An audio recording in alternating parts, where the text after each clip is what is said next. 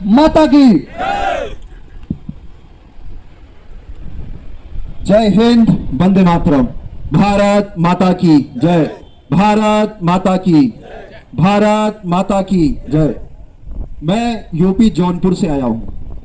मैं भारतीय सेना में एक सिपाही पद पे तैनात था और मैं टेक्निकल ट्रेड में भर्ती हुआ था। सिग्नल कोर मेरी यूनिट थी, मेरी रेजिमेंट। मैं सिग्नल में भर्ती हुआ था, लेकिन 2015 में मैं भर्ती हुआ था, सन 2015 में, जो परमानेंट वाली थी। अभी आजकल अग्निवीर बना दी गई। बहुत लोग सोच रहे होंगे कि शायद अग्निवीर की मैं बात कर रहा हूं, लेकिन मैं परमानेंट वाले में था, अग्निवीर वाले में नहीं। तो सेना में बहुत जाने का बहुत जुनून और जोश था। मेरे गांव में, मेरे घर में कोई फौज में था नहीं, जिसकी वजह से तमाम सारी जो चीजें थी मुझे पता नहीं थी। बहुत जोश और जुनून के साथ गया था देश की सेवा करने के लिए। और जो भी फौज में जाता है वो इन्हीं सब चीजों के लिए जाता है, लेकिन वो तमाम सारी अंदर की जो विसंगतियां हैं उन चीजों को लेकर के जब मैं देश के तमाम बड़े बड़े नेताओं से मिला, मेरे गले में एक शब्द लटका होगा जो मैं ऐसे नहीं कह रहा हूं, ऐसे नहीं लिखा हूं। और अभी यहाँ पे बहुत जैसे बड़ी बड़ी बातें होती हैं, बड़े बड़े मंच से बड़े बड़े नेता बहुत बड़ी बड़ी बात करते हैं, तो इसलिए मैं हर उस मंच पे जाता हूं कि कोई ऐसा एक सच्चा नेता मिले जो सच्ची बात करता हो। और वही बात मुझे सुनाई दिया कि हनुमान बेनीवाल जी यहाँ पे एसआई भर्ती को लेकर के प्रोटेस्ट कर रहे हैं। और हमारे कुछ साथी थे जो जयपुर से, राजस्थान से, वो लोग कह रहे थे कि एक राजस्थान में भी एक बहुत बड़ा नाम है, बहुत बड़े सच्चे नेता हैं, वो सभी मुद्दों को उठाते रहते हैं, कोई ऐसा मुद्दा नहीं जिस मुद्दे पे वो बात ना कर लें। तो अभी हम सोच रहे थे कि पहले हम बात कर लेंगे सांसद महोदय जी से, उसके बाद हम बात करेंगे, लेकिन भैया जी बहुत जोर करने लगे, नहीं पहले आप बोलो, पहले आप बोलो, पहले आप बोलो। तो इसलिए मैं आप लोगों के बीच में पहले ही बोलना शुरू किया। मैं विपक्ष के नेता हैं, ये देखिए सामने दिख रहे होंगे, विपक्ष के नेता हैं, नारा देते हैं डरो मत। इनका नारा डरो मत, लेकिन जब मैं इनसे मिलता हूं तो ये भी डर जाते हैं। नारा है डरो मत, लेकिन एक फौजी जब मिलता है तो ये भी डर जाते हैं।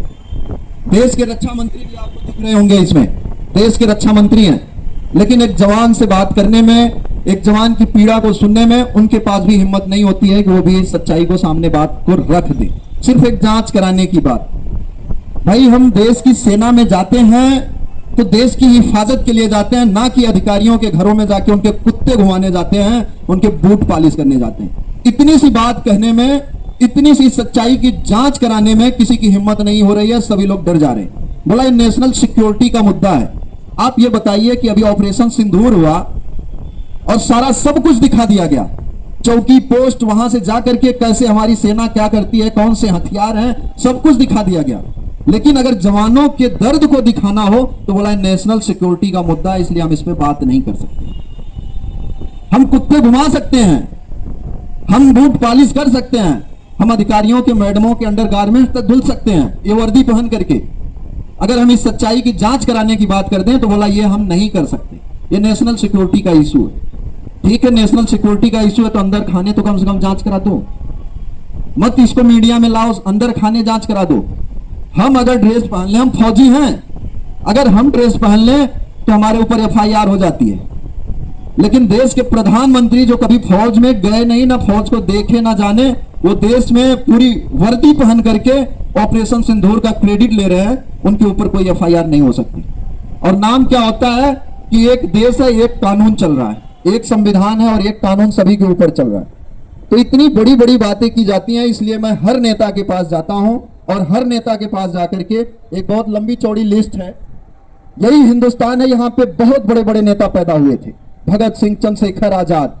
लेकिन आज पता नहीं क्या हो गया, हमारे हिंदुस्तान में हिजड़ों की जमात हो गई है। कोई एक ऐसा सच्चा नेता नहीं मिल रहा है जो कहे कि नहीं मैं सच्चा नेता हूं, मैं उस टाइप का कायर व्यक्ति नहीं हूं, मैं नामर्द नहीं हूं, मैं इस चीज की जांच करा सकता हूं।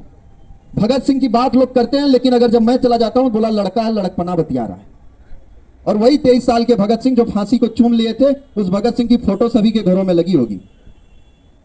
वही उधम सिंह की, वही राजगुरु सुखदेव की, इन लोगों की फोटो लगी जिन्होंने इतनी क्रांति ला करके भारत को आजाद कराया। लेकिन अगर हम बात कर लें तो बोला लड़का लड़कपना बतिया रहा, लेकिन उसी लड़के से बात करने की हिम्मत नहीं होती है। 2 मिनट किसी नेता के पास समय नहीं है कि समय दे, बात करे। भाई हम कह रहे हैं अगर हम गलत हैं तो फांसी चढ़ाओ,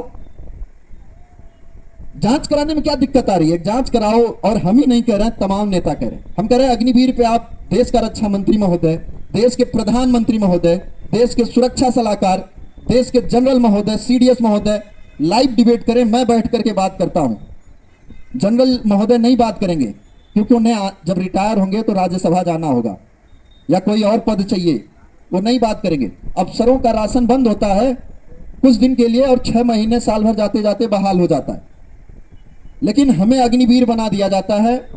हमारे लिए कोई लड़ने वाला नहीं, कोई बोलने वाला नहीं, बस सिर्फ सेना का जवान। ऐसे बात होती है कि सेना का जवान, हमारा सेना का जवान, हमारा जवान, हमारा जवान, सबसे आगे सरहद पे गोलियां खाने वाले हम होते हैं। और हम उसमें अभी आज भी पीछे नहीं हट रहे। हम कह रहे हैं कि हम उसी लिए गए और वही काम हमसे करवाइए ना। आप ये कहो कि आप आओ हमारे कुत्ते घुमाओ, तो ये काम हम नहीं करने गए। आप ये इसमें देखेंगे, एक चंद्रशेखर आजाद जी हैं, चंद्रशेखर रावण। अभी चंद्रशेखर आजाद रावण नहीं लगाते हैं शायद। मैं महोदय जी से मिला था, इनके भी रैली में गया था, वहां पे भी 2 बार मिला था। तो महोदय ने भी कहा था कि जैसे पार्लियामेंट शुरू होगा मैं आपकी बात को संसद में रखूंगा। मेरा फोन कहाँ है ब्रदर, थोड़ा सा देना। मैं सिर्फ आप लोगों